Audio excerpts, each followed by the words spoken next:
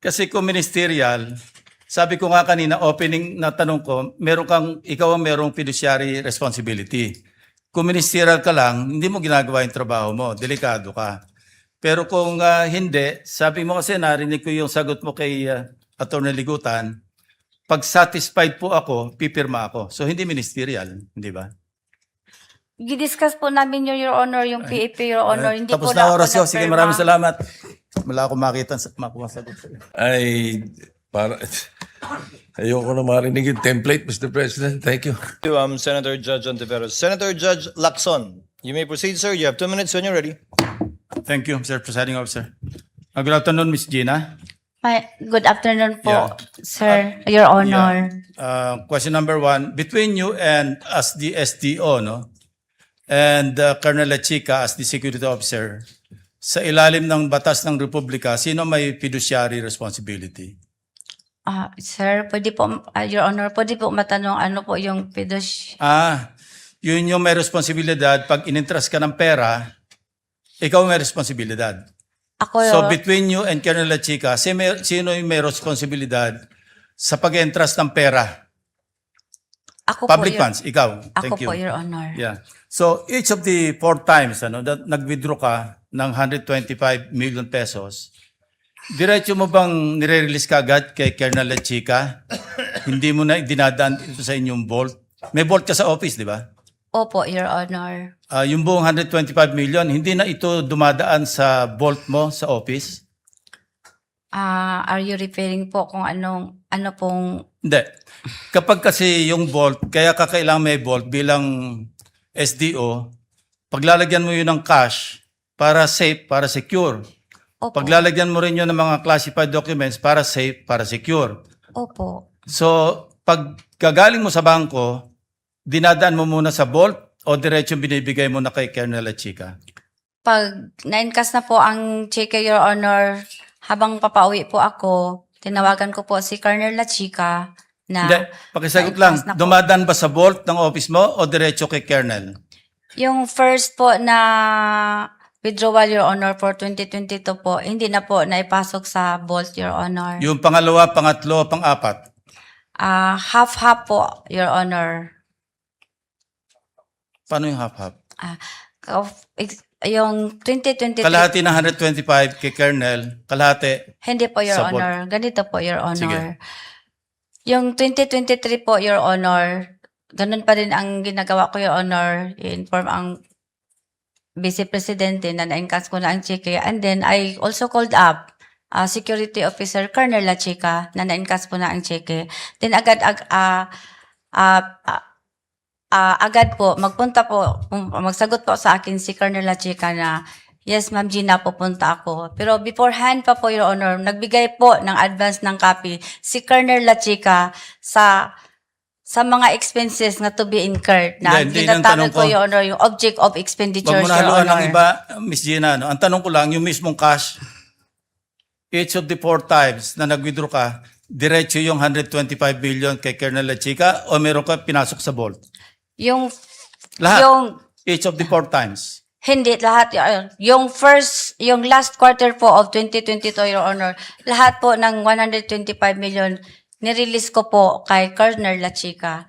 Pero yung first quarter po ng 2023, Your Honor, ang hinihingi lang po, ang nirelease ko lang po kay Colonel Lachica based sa kanyang object of expenditures is mga around 80 million lang po, Your Honor. Di ko kabisado po, Your Honor, kung ang exact amount, Your Honor. Basta mga 80 million plus or more, Your Okay. Honor. Yung sumunod na quarter. Then, after that, Your Honor, mag-submit siya sa akin ng fund utilization report, Your After Honor. withdrawal.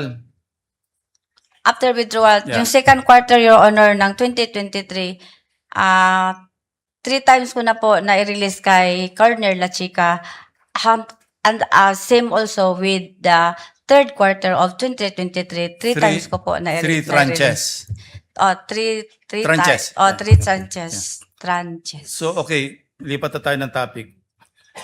Kasi sa pagkaalam ko, and assume, alam mo rin ito, no?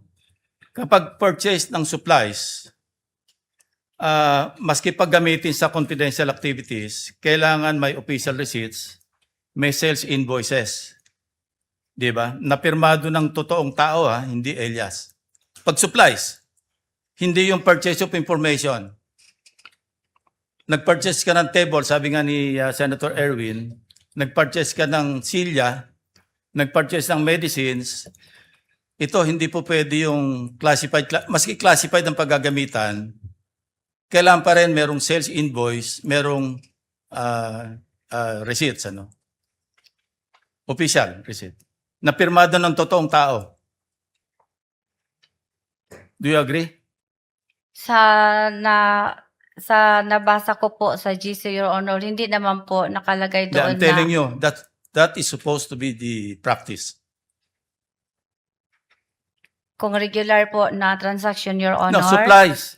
Regular Supplies. po ang pag-transact, Your Honor, No, hindi no. po in relation sa confidential Supplies. funds. Maski gamitin pa sa confidential activities, pag supplies, kailangan may sales invoice, kailangan mayroong official receipt na pirmado ng totoong tao. Do you agree? Hindi ako ang sagot ko po, Your Honor, is You don't agree?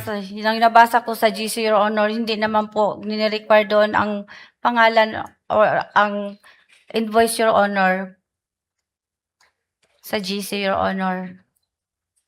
Well, anyway, Yun ang understanding ko sa GC po, Your Honor. I won't argue with you. No? Yung physical sa financial plan, ikaw ang project accountable officer. Ministerial ba yung pag-prepare mo at pagpirma mo do sa PFP? Ano po, Your Honor, ginagawa ko po, Your Honor, with the inputs and guidelines po ng security officer, Your Honor. Wala kang oversight? Kung ano sabihin ni Colonel Lechica, prepare, pirma, approve ng SDO. Gidiscuss po namin, Your Honor, based po sa program po ng Office of the Vice President, Your Honor. Maubos yung oras ko, ulitin ang tanong ko,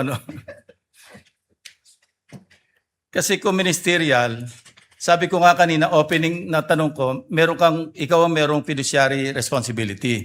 Kung ministerial ka lang, hindi mo ginagawa yung trabaho mo, delikado ka.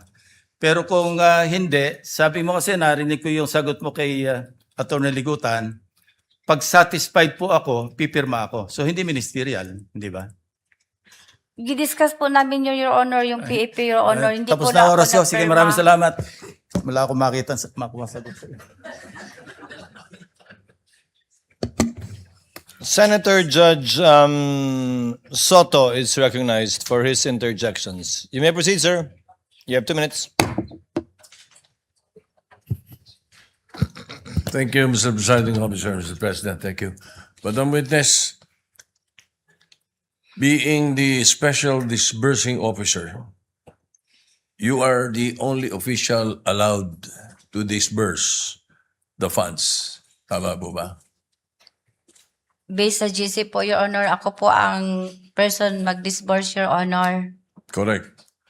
Now, can you delegate these powers to others? Gidisburse ko po ang confidential fund, Your Honor, sa aming security officer, Your Honor. Hindi, yung pagiging disbursement officer mo, are you allowed to delegate to others? Basta, Your Honor, ang aking pag-disburse, gidisburse ko po sa security officer, Your Honor. Yan po ang trabaho ko, Your Honor. Oh, so Gidisburse, therefore the answer is no. You cannot delegate your powers to others, no? Iba yun, nire-release mo eh. Yung sabi mo di ba? All right. Now, my question is this. Hindi ka pwedeng mag-delegate sa mga regional officers. Wala kayong regional officers, sa OBP?